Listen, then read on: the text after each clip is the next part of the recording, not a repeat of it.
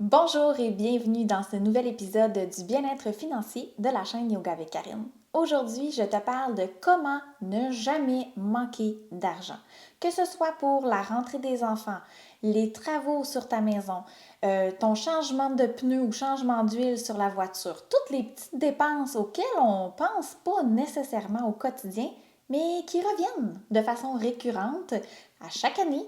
Comment faire pour planifier d'avoir toujours les sous nécessaires quand il nous arrive quelque chose? Comment faire pour planifier ces dépenses dans notre budget sans faire en sorte d'avoir l'impression de se priver, ce qui est pour moi super important?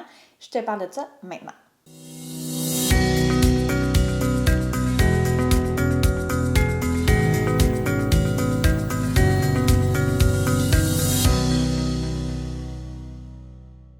Je me suis inspirée de diverses méthodes qui existent déjà dans le bien-être financier pour pouvoir adapter tout ça selon mes propres besoins. Parce que je vais te le dire, moi là, planifier des dépenses récurrentes, je le sais que c'est important. Tout le monde sait que c'est important. Je veux dire, la rentrée scolaire, elle revient à tous les mois de septembre. Noël revient à tous les 25 décembre. Sauf que je trouve ça vraiment difficile de planifier ces dépenses-là sur une année complète. À chaque fois que j'essayais la méthode qui dit, par exemple, je prévois dépenser 1200 dollars pour la rentrée scolaire des enfants, je divise ça sur 12 mois, j'ai 100 dollars à mettre de côté à chaque mois. Commence maintenant, à ta prochaine rentrée scolaire, tu es correct, tu as tous les fonds. Mais si aujourd'hui on est au mois d'avril, puis que je veux planifier ma rentrée scolaire pour septembre, c'est pas vrai qu'à 100 dollars par mois, je vais arriver en septembre puis je vais être correct. Je fais quoi? J'attends-tu au prochain mois de septembre pour commencer cette épargne-là? En attendant, je mets mes sous dans quoi?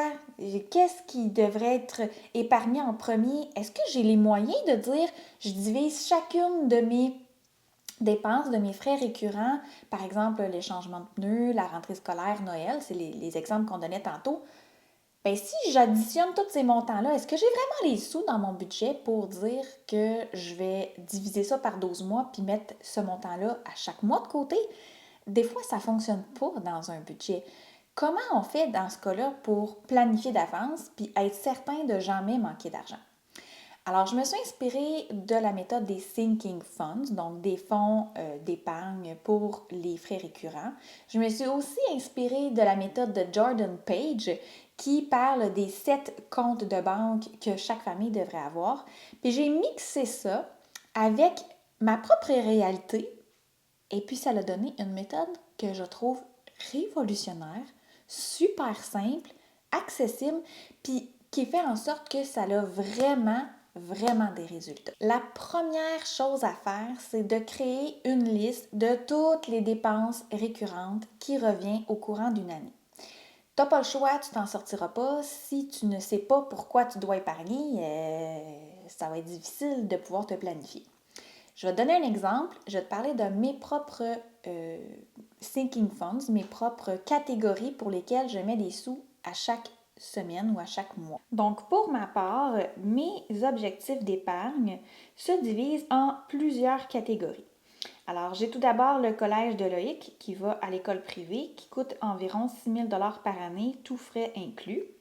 J'ai des animaux, donc j'essaie de me garder un fonds avec des sous à l'intérieur pour pouvoir parer à d'éventuels frais vétérinaires. La rentrée scolaire et les vêtements, donc j'ai mis un montant approximatif là, que ça nous coûte par année.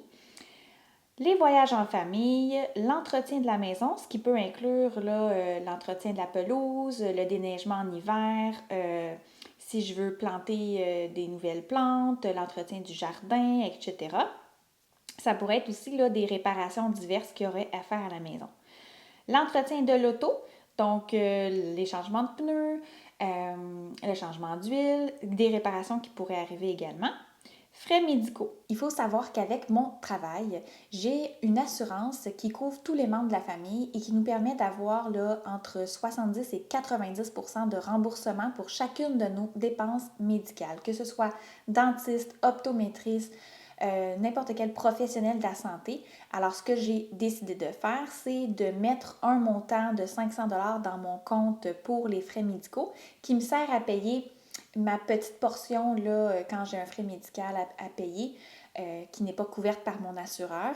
Et quand j'utilise un montant, exemple, j'utilise 30 dans mon fonds d'épargne pour les frais médicaux, je vais simplement ce mois-là remettre un 30 d'épargne dedans. Sinon, je garde mon 500 sans y toucher, mais sans nécessairement chercher à obtenir plus de sous dans ce compte-là parce que c'est vraiment juste un petit coussin de côté pour si jamais on a une dépense médicale à faire, de ne pas avoir à puiser dans le fonds d'urgence pour l'utiliser. Et finalement, j'ai un fonds pour les cadeaux de fête d'enfants et de Noël. Un coup que tu as déterminé toutes les catégories d'épargne dont tu as besoin au courant de ton année, je t'invite à te créer un calendrier sur lequel tu vas inscrire chacune des dépenses qui reviennent pour chacun des mois. Alors, comme tu peux voir ici sur mon exemple, moi, en 2021, j'ai commencé en janvier. Je vais te donner un exemple. En janvier, j'avais des frais de dentiste. Donc, je savais que je devais mettre des sous dans mon compte médical pour pouvoir arriver à couvrir les frais de dentiste.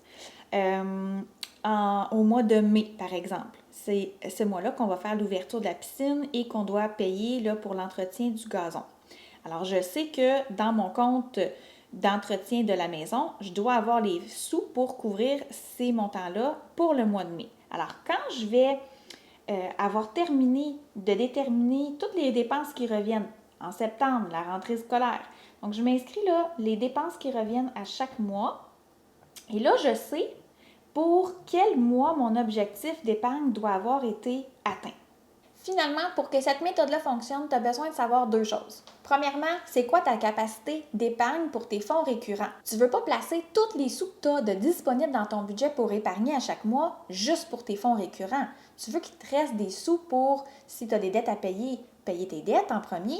Et si tu n'as plus de dettes, épargner pour des projets futurs et plus gros. Par exemple, le voyage d'une année, construire une maison, ta retraite, peu importe.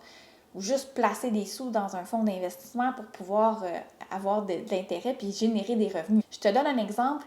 Moi, ma capacité d'épargne que j'ai choisi d'investir chaque mois dans mes fonds récurrents, c'est 445 Donc, je vais placer 445 de façon différente selon les mois et selon les prochaines dépenses qui s'en viennent dans chacun de mes comptes.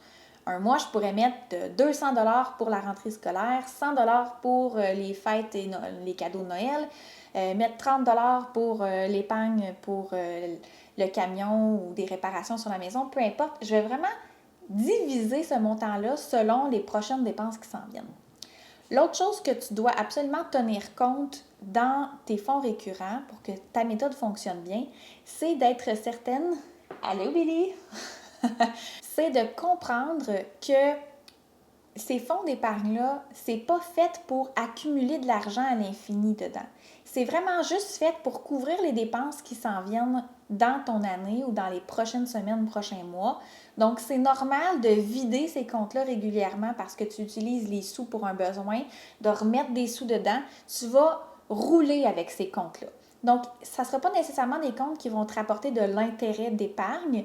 Par contre, c'est une méthode de classification de tous tes sous. Parce que, tu sais, si tu mets juste tous tes sous, mon 445 si je le mettrais tout dans un compte d'épargne à chaque mois, oui, j'accumulerais beaucoup de sous, sauf que je ne saurais pas dans ma tête à quoi et chacun de ces dollars-là n'aurait pas une utilité déjà préétablie. Le fait de diviser ça dans chacun de mes comptes, sur mes comptes Tangerine, ça me permet de vraiment donner un but, un objectif, un travail en fait à chacun de mes dollars. Toi, tu t'en vas pour les cadeaux de Noël. Toi, tu t'en vas pour la rentrée scolaire. Toi, tu t'en vas pour ci. Toi, tu t'en vas pour ça. Donc, c'est facile après quand il arrive, par exemple, cette semaine, notre porte de garage à la maison a brisé. Il a fallu faire venir un réparateur. Ça a coûté 300 Bien, je savais que dans mon fonds d'épargne, d'entretien de la maison, j'avais des sous disponibles, ce qui m'a permis de ne pas gruger dans mon fonds d'urgence, de ne pas utiliser ma carte de crédit et d'avoir des sous que j'ai pas pris pour les cadeaux de Noël des enfants ou la rentrée scolaire pour payer ça. Non, il était déjà dans ma catégorie entretien de la maison. Ça fait en sorte que tout est bien classé.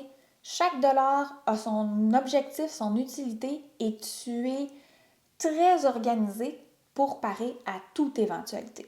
Je termine cette capsule en te disant que dans la barre de description, j'ai placé le lien vers ma clé orange.